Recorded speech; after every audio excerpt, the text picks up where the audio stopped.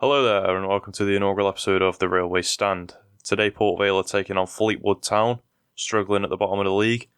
This is a true test, following a disappointing transfer window, to say the very least. I'm wondering if this could be the start of a Vale turnaround, or is it the beginning of the end of our season? Right, to kick us off, we've got the form guide. Fleetwood lost 4 out of the last 5 and drawn the one that they haven't lost. They're in terrible form. They've let go players such as Josh Earl and Jack Marriott in the transfer window. They're sitting rock bottom in the league, and relegation seems to be a foregone conclusion according to the fan base and the type of football that they seem to be playing at the minute. It's still relatively early days, because if they beat us today, it means that they go 23rd, which can give them some kind of hope that they could stay up, but it's not looking very likely at the minute. Vale are obviously coming in after the Portsmouth game, where we obviously had the referee penalty incident, not the only referee incident that game, where I think a draw would have been a fair result, but not really because the football was great from us, but because both sides were just equally as poor. They couldn't finish. Connor Ripley did have a couple of good saves, but overall we were poor absolutely everywhere. But they got the penalty, and football's football. I don't think it was a penalty, but I can easily see how the referee would give a penalty in that situation. Both sides need a win more than anything right now, but Vale have to come into this as the favourites, but as a massive favourites, based on the squad that we have and based on our recent form. Even though it has been relatively poor, it's been much better than Fleetwood, and a loss today would be absolutely tragic. Okay, so onto the lineup prediction. Up front, I've put Loft and Wilson. The injury to Uche Pezu means that Loft and Wilson are most likely going to be starting together today, considering they're the only striking options that we really have. Garrity's injured, so we can't even chuck him up front like we normally do. And Uche going down with a dislocated shoulder means he'll be out for a while. So we're starting up front with Loft and Wilson. Not really a massive disadvantage from Uche in having Loft in there, but I think Uche is slightly better on the ball, and considering he's scored a goal this season and Loft hasn't, it probably is putting us at a disadvantage coming into the game. Ultimately, I think any time James Wilson's on the pitch, we have got a chance of scoring. He is an amazing player. His only problem is his injury record, but considering this is the lineup and he's fit, I'm not really concerned about that at this moment. He's here, he's ready to play, so we need him on the pitch. For the midfield three, I've gone with Chislett, Dangor and Jensen Weir. The injury to Garrity obviously leaves the midfield very weak.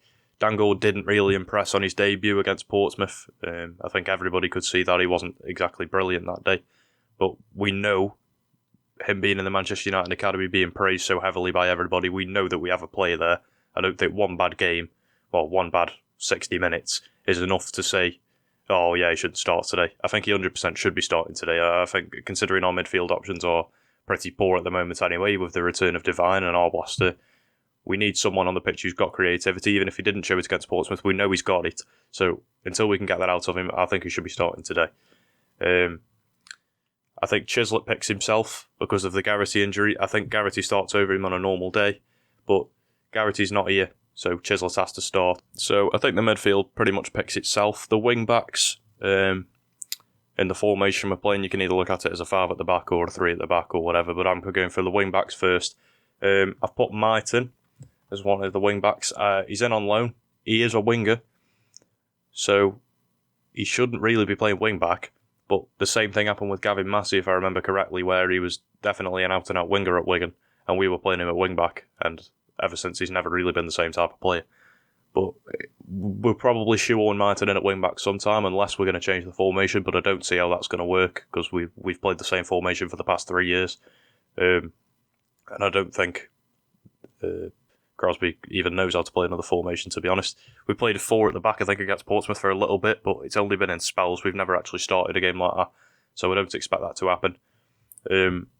So yeah, my 2 wing-backs are going to be Myton and Massey today, and I think Myton will have a good game. I think Gavin Massey will probably have a regular game where he's a bit of a ghost, but I think the pace on the wing-backs will definitely help us. If this was the starting 11, the pace on the wing-backs would definitely help us, because we have to be attacking today. Martin looks like he's good at winning set pieces. He goes down quite easy. And he looks very, very quick. And if he's quick, then he should be on the pitch, because he can get forward. For the back 3, I've gone for Alex Iacovitti, Nathan Smith and Casper Laporta. Iacovitti was never really the same player after his injury. Smithy's obviously the captain. I think he has to start. I know he's had some bad performances, but overall the whole back line has been pretty awful. I don't think you can pick one centre half the season that's had actually a decent time playing for us. So I think you're going to have the Yak, Smith and Laporta. I'm hoping Laporta can actually help bring some quality. I'm hoping the back line don't actually have much to do today. I'm hoping the ball's not even in our half, but knowing Vale, it will definitely be in our half for probably about half the game. So I'm hoping Casper brings some quality and stability in the back line. He's obviously played at Barnsley. He's got experience for the playoffs, higher up in the league, where there's a lot more quality, where they're competing with the top teams, not just rolling over like the Vale. And so, because when we've kept a clean sheet this season, I don't think we've ever looked defensively rigid. Even when we've had clean sheets, it's more just been blind luck. At some games, I don't even know how we walk away with a nought on the sheet like that, but that's just football. But we need to make sure that we're having a good game today defensively. I want to see a good game defensively. I don't see how Andy Crosby can be a defender as a player coming into management, and he looks as though he's the worst defensive manager I think I've ever seen. Moving on, in goal. Picks itself, Connor Ripley, best player in the entire squad, given how good he consistently is. He'll definitely save us again today, at least once. So he has to be in the squad, no questions asked, obviously. Next up, the score prediction. Given the form that we're currently in, not brilliant form, but I don't think it's necessarily awful form. It's not as bad as Fleetwood's. And the squad that I've predicted to play, we much outrank them in terms of squad. We're a much stronger team, I know that we are. Even though we haven't been showing it of recent of late, but we are a stronger team. So I'm going to say 2-0 Vale. I'm going to say victory in a convincing fashion. We're going to dominate them. But the goals are going to be hard to come by because of the lack of strikers. So I've said we're going to get a penalty in the first half. We'll give it to Ryan Loft. He'll slot it away bottom left corner, make it 1-0.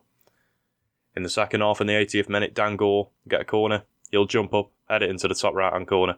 And that'll be the second goal. That'll be 2-0 Vale. I think even if we get 2-0 today, that'll be a big achievement, but it is also the bare minimum. Because if we're playing against Fleetwood without a striker, because we've refused to sign a striker in the transfer window, we have to showcase that we can get the goals from somewhere else to justify the fact that we haven't bought a striker. If we can justify the fact that we can do that by coming out today and scoring 2 goals, then I think that's fair enough. We've done well here today, but this is the minimum that is also expected. We need to make sure that we're coming at them hard, we're coming at them fast, we're coming at them strong. We're not going to roll over and let them nick a goal, nick 2 goals, nick 3 goals, because we've seen it all before.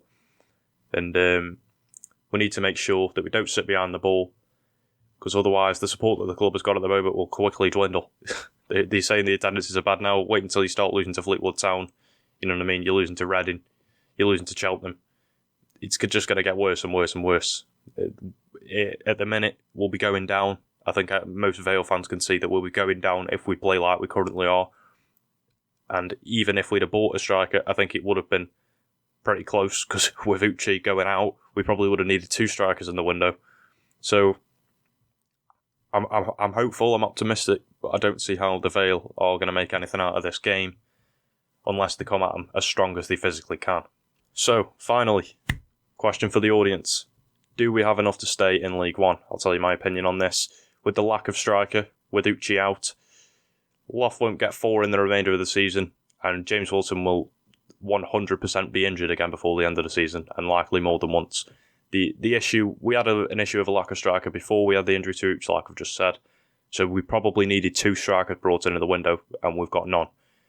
It's hard, and it's going to be hard to be positive if the football's poor, the results aren't going your way, the manager's not backed, and the core problem of the squad is not being addressed. So we definitely need a win today to change the fortunes of the football club, but a win today is not the end of the season. A win today should be the start of the season for Vale, because we're going to need like a minimum of 46 points to stay up. And we need to make sure that if we do stay up, we've got a big job staying up next season with the teams coming up from League 2, because they are all going to be stronger than us.